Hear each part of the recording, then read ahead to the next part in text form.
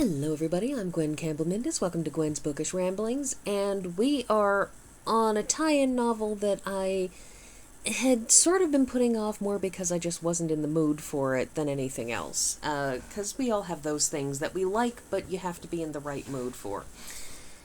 And Spike and Drew, Pretty Maids All in a Row, is one of those books. It is obviously a tie-in novel to Buffy the Vampire Slayer, but this one is interesting in that it's not set during the series.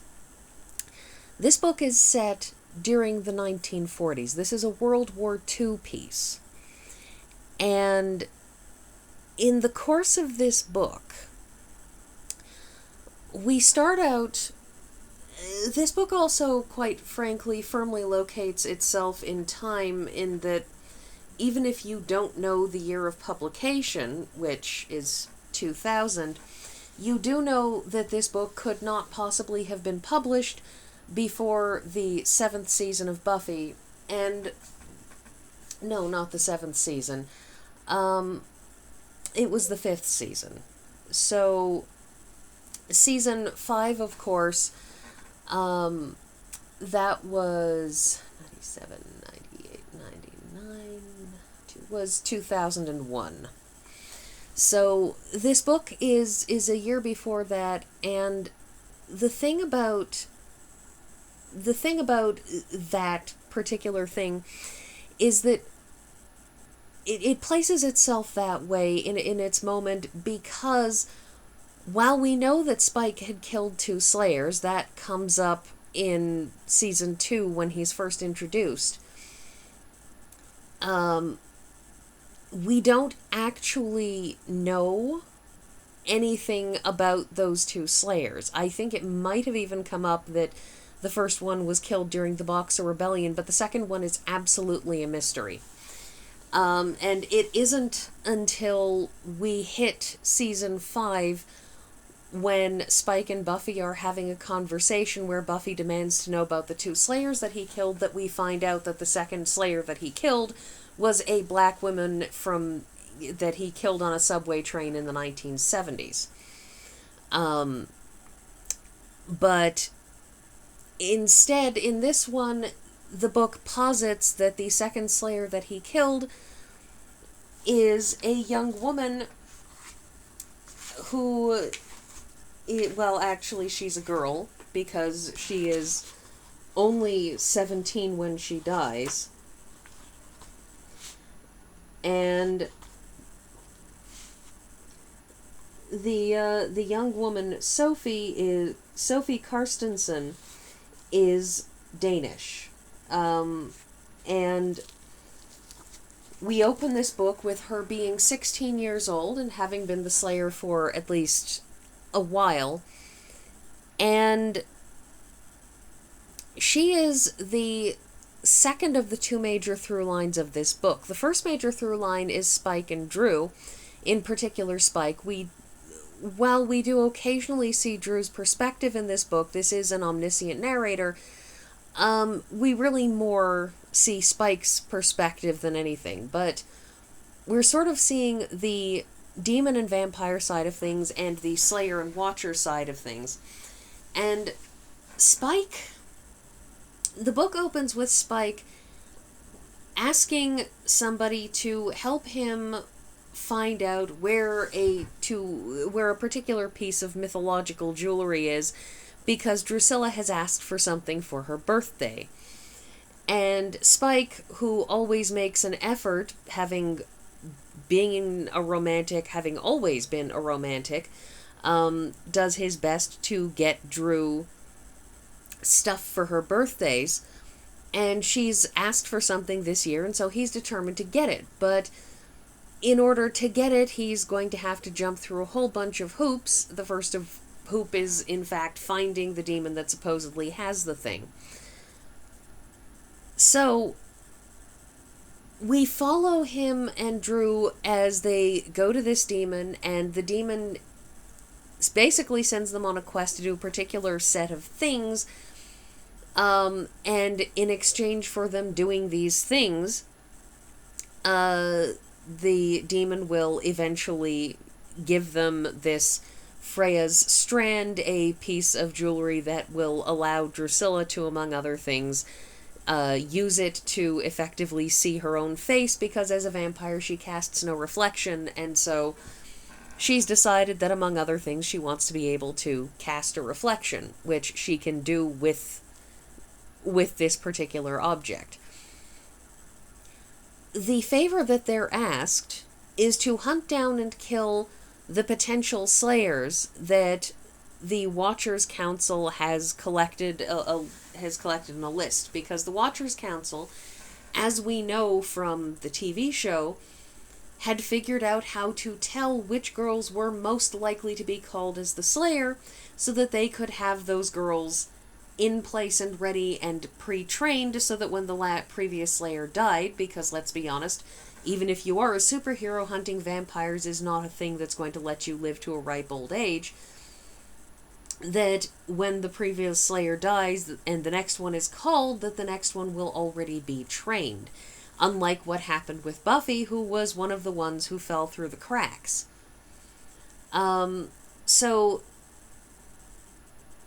Spike and Drew get sent on this mission to hunt all of these potential Slayers down, which they do because obviously, yes, they want the thing, but it also seems like it'll be a good time. So that's what they set out to do. On the opposite end of things, you have Sophie Carstensen, who, before the Watchers Council becomes aware of Spike and Drew hunting them, has actually chosen to send the Slayer to the front lines of World War II. And it's this moment which, frankly, does put this episode as being after the Season 3 episode in which Giles puts Buffy through the Cruciamentum, because you see an elder organization run by men who are perhaps not as connected to the front lines of this war that they are sending a teenage girl to fight as they like to pretend they are, because her Watcher is incensed when they say they're sending her to the front lines of the war because, look, there'll be vampires everywhere, so obviously we can steal a march and kill all of those vampires that will be right there. And Sophie's Watcher is furious because vampires may be immune to bullets, but Slayers are not. And if she's on the front lines of a war, the odds of her getting shot by somebody who mistakes her for an enemy combatant, for a Nazi who doesn't care if she's a civilian, for an Allied soldier who doesn't care if she's a civilian because they can't tell the difference between German and, not German. And so sending her there is practically a death sentence, and it's very, very clear that sectors of the Watchers Council are very much distanced from the Slayer and do not think of her as a person. They think of her as, just something to be shepherded around until the latest one dies and the next one is called. And, they don't want her to know the Slayers that come after her, and ostensibly it's because they're trying to be careful of her feelings, but there's always that thread of doubt there, because we know Quentin Travers, and we know how much of a complete, unbearable jerk that man was, because, he dies in Season 7. But it's interesting as we watch these two threads go forward, and indeed in the climax of the book, Sophie dies because Slayers die, and this was always going to be the story of Spike killing his second Slayer. And we have this story that it's almost like a brief blip, the quick swing past a Slayer other than Buffy, because we know that there had been Slayers for, millennia because ever since those ancient men back in the caveman days, however long ago that was, had taken the first Slayer, Sinea, and had made her into the Slayer, there had been one girl, and that was why there was only one girl. And so there's always that presence of that question of previous Slayers.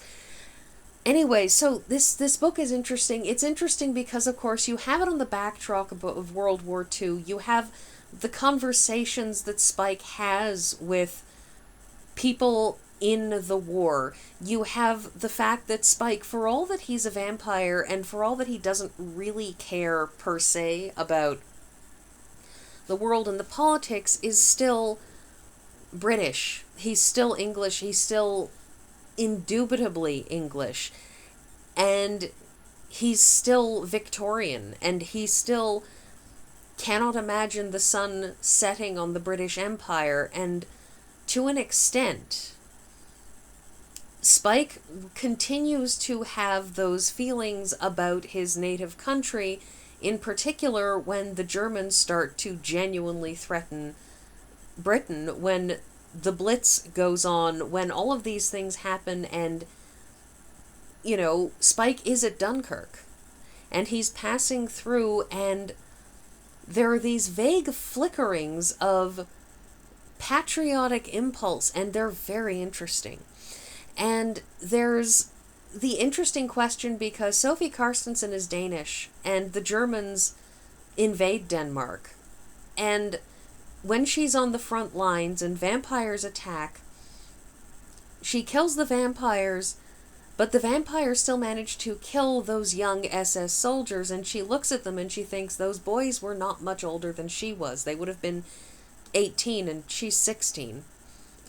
And she thinks to herself, could I have moved faster? Did I not move fast enough because these boys were Nazis? Because these 18-year-olds on the front lines of a war who died from vampires that they didn't even know existed. Did I not move fast enough because they were Nazis? Because you have this sense for her that, as the Slayer, her job is supposed to be preserving human life, but at the same time, her country is at war with these people. And there's a fury there at the invasion, and that, that sense of loss that comes with having one's country invaded. Not that I've personally experienced that, but one can imagine. And that patriotic duty to defend your country. And indeed, in the last couple chapters of the book, she does, in fact, behead a few Nazis along the way. And it's an interesting line to walk, because, of course, we saw in Buffy that Buffy was always very, very concerned and upset and had deep issues whenever actually killing a human being came up. But Sophie Carstensen is from another time and another place, and it's a place that's at war, and a place where her country is being invaded, and it creates a different milieu, and it creates one that is very fundamentally different than peaceful Southern California. Well, peaceful, relatively speaking, obviously. And so it's interesting. This is one of my favorites, even if I'm not always in the mood.